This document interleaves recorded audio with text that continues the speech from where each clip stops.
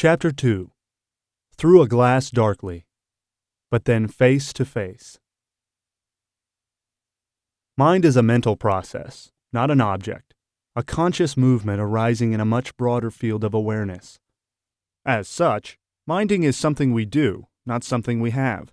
This by first narrowing the focus of our awareness, minding this to the exclusion of that, and then constantly attending to shifting mental focal points. With all mental movement itself the result of said linear sequential shifts in attention from one focal point to another, all of which occurs within the single field in which all such centers naturally arise. Mind, as such, is a continuous process of mental self-polarization, reflection, and conception with respect to the overall field of awareness one truly is. A rather miraculous process of self-creation, enabling pure awareness to reflect upon itself, and in so doing give birth to its own self-awareness or consciousness of being. Form-fixated mind loses sight and sense of the field of awareness. To mind is to pay attention to this, to the exclusion of that. Minding this, to the exclusion of that, ignores the knowledge I am. Splitting attention between this and that creates a house divided. Attending to this, while ignoring that, divides conscious awareness. When I mind this and ignore that, I divide the consciousness I am. Shifting the focus of attention begets a sense of time and space. Sequential shifting of mental focal points is how we create time.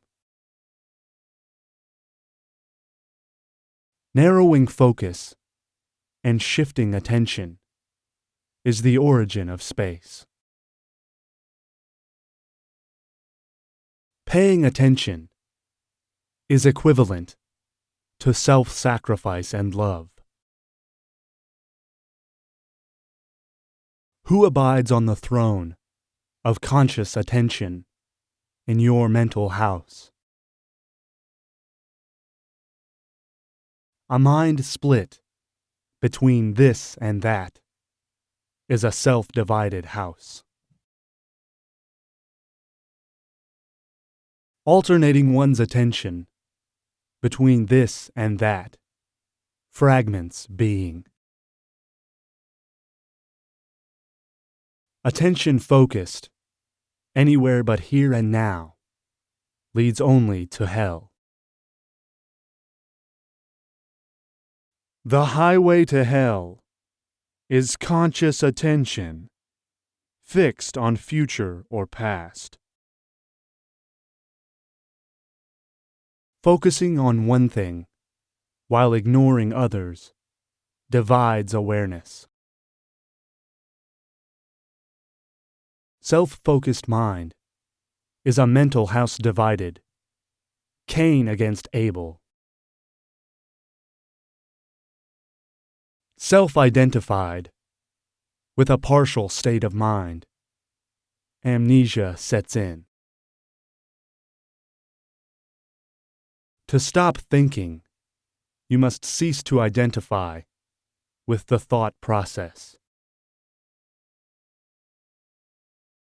Identified with self-limiting conceptions, a slave to ideas. I am saved when I cease to identify with relative thought. If I can't control my mind, I become a slave to circumstance. Thought polarizes mind into sequential states of partial consciousness. stop assuming a subjective relationship to mental objects. Thinking of myself in relative terms, I am subject to objects. Your sense of being, separate from others, is a function of thought. Relative thought is a form of unconsciousness that thinks otherwise. Identified with a relative state of mind, I forget being. Relative states are not ultimately real by absolute standards. You see what you think because you look through your mind, caught in the camera. Training attention to be here and now is like trying to herd cats. Teaching my mind to stay consciously present is like training puppies. Self-knowledge is the missing ingredient that makes most ideas half-baked. Thinking is a kind of sleep in which a man dreams of being awake. Thinking causes one to burn mental moth holes in the present moment. Thinking separates me from the field of my own conscious awareness. Thinking of yourself and being self-aware are different states. Carnal fear is an emotional contraction that attracts attention. Identified with a relative state of mind instead of being. Man mistakes thinking for being and then fears the loss of thought as death. Thoughts that condition the observer condition his observations. Not here to indulge a sense of separation, but realize oneness. Mental resistance to your present state of mind causes suffering. The only way I can be other than I am is by thinking so. Thinking myself to be other than I am is a dangerous game.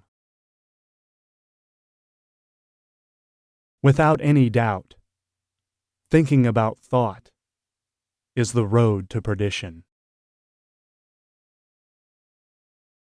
Clinging to the hell of self-centered thinking, I ask to stop burning. Thinking of thought, I get caught in an infinite regression of mind. Obsessive thought leads to graveyard spirals from which few recover.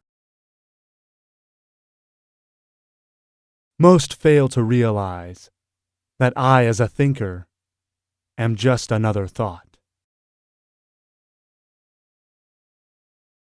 Manipulating states of consciousness offers no final answer.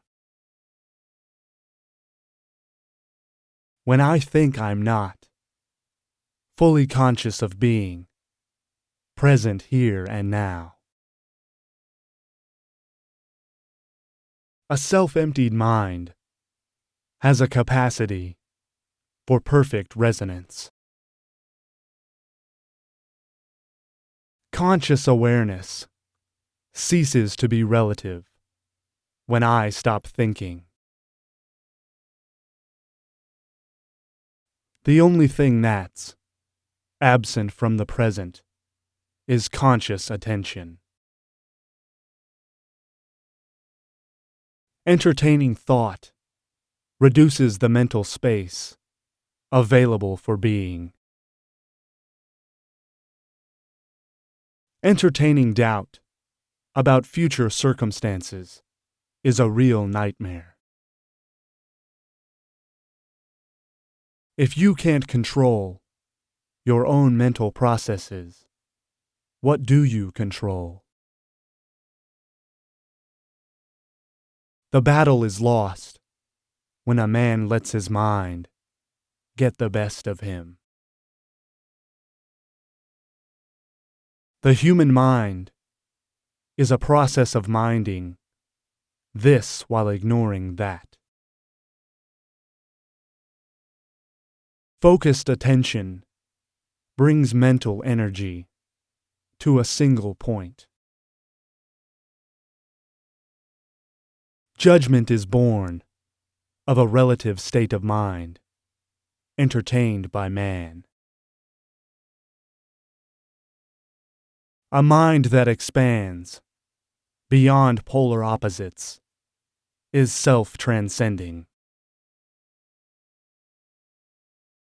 Are you now subject to a relative state of conscious awareness? Paying attention is what bequeaths life to one's vain imaginings. Mind is mental space one unconsciously divides through self-ignorance. To realize conscious union with all existence, one needs to be still. Attending to this while ignoring that begets double-mindedness. Obsessive thinking blocks the pure joy of being consciously aware. Mind is a process of relative awareness based on ignorance. Thinking of being consciously aware is a form of amnesia. I mistake thinking about myself for being consciously aware. I am subject to the partial limits of mind because I think so. Conscious emotion is energy that flows through polarized thinking. Emotional flows of conscious energy cease with no storyline. Emotion with no thought-based storyline has no channel to flow in. Obsessive mental activity results in self-absorbed fear. Being consciously identified with carnal, mind is suffering. When I think I'm not fully aware of being consciously present. To know lasting joy, I must learn to stop thinking in relative terms. Relative thinking lowers the thinker to the level of his ideas. Thinking of being consciously aware is not really being that. While I am thinking of being aware, I am not being conscious. Partial states of mind cannot become whole without dying to themselves. A fragmented or unitary state of mind is my only choice. You can't reign over any circumstance until you master your mind. You can't master your mind if you are attached to patterns of thought. Mastering your mind is a precondition to mastering yourself. A master of mind or a slave to circumstance, one or the other. Egocentric thought subjects one to the laws of relative being. Centered in the one, abiding in the balance, mindful of the light.